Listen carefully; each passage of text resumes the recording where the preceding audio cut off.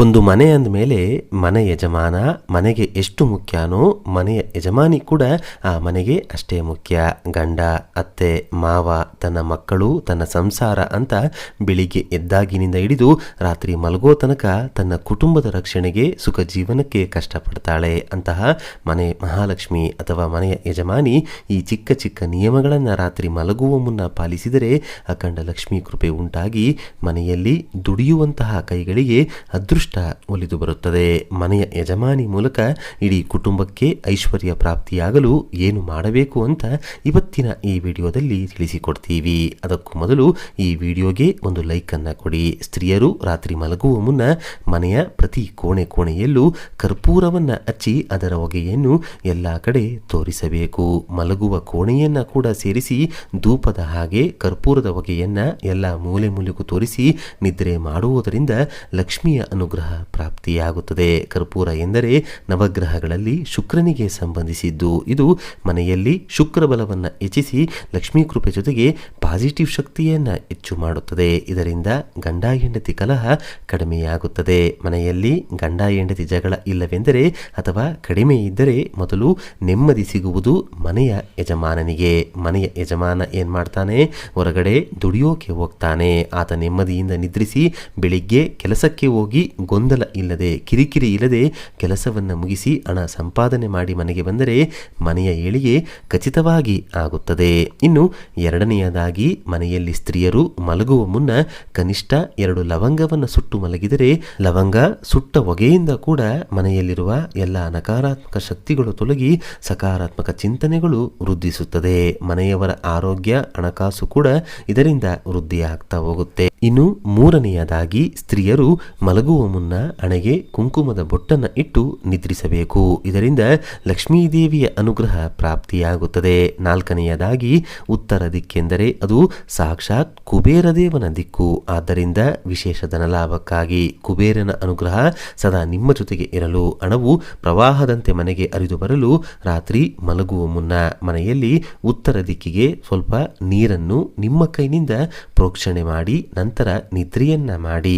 ನೀರು ಪರಿಶುದ್ಧತೆಯ ಪ್ರತೀಕ. ಎಷ್ಟೇ ನೆಗೆಟಿವ್ ಶಕ್ತಿ ಇದ್ದರೂ ಅದನ್ನು ತಡೆಯುವಂತಹ ಶಕ್ತಿ ನೀರಿಗಿರುತ್ತೆ. ಆದ್ದರಿಂದ ಉತ್ತರ ದಿಕ್ಕು ರಾತ್ರಿ ಮಲಗುವ ಮುನ್ನ ಶುಚಿಯಾದರೆ ಲಕ್ಷ್ಮಿ ಕುಬೇರರ ಅನುಗ್ರಹ ಆ ಇಡೀ ಮನೆಗೆ ಪ್ರಾಪ್ತಿಯಾಗುತ್ತದೆ. ಇನ್ನು ಐದನೆಯದಾಗಿ ನೈಋತ್ಯ ದಿಕ್ಕು ಎನ್ನುವುದು ಮನೆಯ ಯಜಮಾನನಿಗೆ ಸಂಬಂಧಪಟ್ಟಂತಹ ಸ್ಥಾನ. ಆದ್ದರಿಂದ ರಾತ್ರಿ ಸಮಯದಲ್ಲಿ ನೈಋತ್ಯ ದಿಕ್ಕಿನಲ್ಲಿ ಕತ್ತಲಿರಬಾರದು. ಒಂದು ಚಿಕ್ಕ ಬಲ್ಬ್ ಆದರೂ ಕೂಡ ಆ ದಿಕ್ಕಿನಲ್ಲಿ ಉರಿಯುವ ಹಾಗೆ ನೋಡಿಕೊಳ್ಳಿ. ಇದರಿಂದ ಮನೆಯ ಯಜಮಾನ ಹಾಗೂ ಯಜಮಾನಿಗೆ ತುಂಬಾ ಒಳ್ಳೆಯದು. ಹಣಕಾಸಿನ ಸಮಸ್ಯೆಗಳು ಬಂದರೂ ಕೂಡ ಅದರಿಂದ ಪಾರಾಗುವಂತಹ ದಾರಿ ಶೀಘ್ರವಾಗಿ ಕಾಣಿಸುತ್ತದೆ.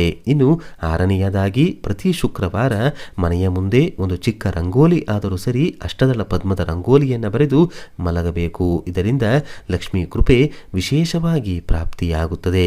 ಸಾಮಾನ್ಯವಾಗಿ ಬೆಳಿಗ್ಗೆ ಎದ್ದು ಸ್ನಾನ ಮಾಡಿ ಮನೆಯ ಮುಂದೆ ರಂಗೋಲಿಯನ್ನ ಹಾಕ್ತೀರಾ. ಆದರೆ ಶುಕ್ರವಾರ ಮಾತ್ರ ರಾತ್ರಿ ಸಮಯದಲ್ಲಿ ಒಂದು ಚಿಕ್ಕ ರಂಗೋಲಿಯನ್ನ ಮನೆಯ ಮುಂದೆ ಬರೆದು ಮನೆಯಲ್ಲಾಗುವ ವಿಶೇಷ ಬದಲಾವಣೆಗಳನ್ನು ನೀವು ಗಮನಿಸಬಹುದು. ಇನ್ನು ಏಳನೆಯದಾಗಿ ಪ್ರತಿ ಹುಣ್ಣಿಮೆಯೆಂದು ರಾತ್ರಿ ಸಮಯದಲ್ಲಿ ಮನೆಯ ಮುಂದೆ ರಂಗೋಲಿಯನ್ನ ಬರೆಯಬೇಕು. ಹುಣ್ಣಿಮೆ ದಿನಗಳಂದು ರಾತ್ರಿ ಸಮಯದಲ್ಲಿ ಮಹಾಲಕ್ಷ್ಮಿ ಸಂಚಾರ ಮಾಡ್ತಾಳೆ ಎಂಬ ನಂಬಿಕೆ ಇದೆ. ಆದ್ದರಿಂದ ಪೌರ್ಣಮಿಯ ದಿನ ಮನೆಯ ಮುಂದೆ ರಂಗೋಲಿ ಇದ್ದರೆ ಆ ಮನೆಗೆ ಲಕ್ಷ್ಮೀ ದೇವಿಯ ಪ್ರವೇಶವಾಗಿ ಅದೃಷ್ಟ ಮನೆಗೆ ಪ್ರಾಪ್ತಿಯಾಗುತ್ತದೆ. ಎಂಟನೆಯದಾಗಿ ಮನೆಯ ಯಜಮಾನಿ ಮಲಗುವ ಮುನ್ನ ದೇವರ ಕೋಣೆಯಲ್ಲಿ ಕತ್ತಲು ಇರದಂತೆ ಮಾಡಬೇಕು. ನೀವು ಸಂಜೆ ಬೆಳಗಿದಂತಹ ದೀಪ ಮುಗಿದಿದ್ದರೆ ಚಿಕ್ಕ ಬಲ್ಬ್ ಆದರೂ ಕೂಡ ಉರಿಯುವಂತೆ ಮಾಡಿ ರಾತ್ರಿ ಪೂರ್ತಿ ದೇವರ ಕೋಣೆಯಲ್ಲಿ ಬೆಳಕು ಇರುವಂತೆ ಮಾಡಬೇಕು. ಯಾವ ಮನೆಯಲ್ಲಿ ದೇವರ ಕೋಣೆಯಲ್ಲಿ ರಾತ್ರಿ ಸಮಯದಲ್ಲಿ ಬೆಳಕು ನಿರಂತರವಾಗಿ ಇರುತ್ತದೋ ಆ ಮನೆಯಲ್ಲಿ ಸದಾ ಲಕ್ಷ್ಮೀ ದೇವಿಯ ಅನುಗ್ರಹ ಅಥವಾ ಲಕ್ಷ್ಮಿಯ ಅಂಶ ಇರುತ್ತದೆ. ಇನ್ನು ಒಂಬತ್ತನೆಯದಾಗಿ ವಾರಕ್ಕೆ ಒಂದು ಸಲವಾದರೂ ಸಾಸಿವೆ ಎಣ್ಣೆಯಿಂದ ಮನೆಯ ಮುಂದೆ ದೀಪಾರಾಧನೆಯನ್ನ ಮಾಡಿ. ಇದರಿಂದ ಮನೆಯಲ್ಲಿ ಇರುವಂತಹ ದೃಷ್ಟಿದೋಷಗಳು, ನಕಾರಾತ್ಮಕ ಶಕ್ತಿಗಳು ತೊಲಗಿ ಹೋಗುತ್ತದೆ. ಮನೆಗೆ ಅದೃಷ್ಟ ಕೂಡಿಬರುತ್ತದೆ. 10ನೆಯದಾಗಿ ಮನೆಯ ಯಜಮಾನಿ ಮಲಗುವ ಮುನ್ನ ಓಂ ಶ್ರೀಂ ನಮಃ ಎಂದು 3 ಸಲ ಹೇಳಿಕೊಂಡು ನಿದ್ರೆಯನ್ನ ಮಾಡಿದರೆ ಶ್ರೀ ಮಹಾಲಕ್ಷ್ಮೀ ದೇವಿಯ ಪರಿಪೂರ್ಣ ಅನುಗ್ರಹ ಪ್ರಾಪ್ತಿಯಾಗುತ್ತದೆ. ಮನೆಯ ಯಜಮಾನಿಯ ಮೂಲಕ ಮನೆಯ ಸದಸ್ಯರಿಗೂ ಕೂಡ ಅದೃಷ್ಟ ಉಂಟಾಗುತ್ತದೆ. ಇನ್ನು ಕೊನೆಯದಾಗಿ 11ನೆಯದಾಗಿ ಪ್ರತಿ ಸೋಮವಾರ ರಾತ್ರಿ ಮಲಗುವ ಮುಂಚೆ ಮನೆಯ ಯಜಮಾನಿ ಒಂದು ಗಾಜಿನ ಪಾತ್ರೆಯಲ್ಲಿ ನೀರನ್ನು ಹಾಕಿ, ಕಲ್ಲುಪ್ಪನ್ನು ಹಾಕಿ, ಸ್ವಲ್ಪ ಅರಿಶಿಣ ಕುಂಕುಮವನ್ನು ಹಾಕಿ ಯಾರಿಗೂ ಕಾಣದಂತೆ ಇಡಬೇಕು.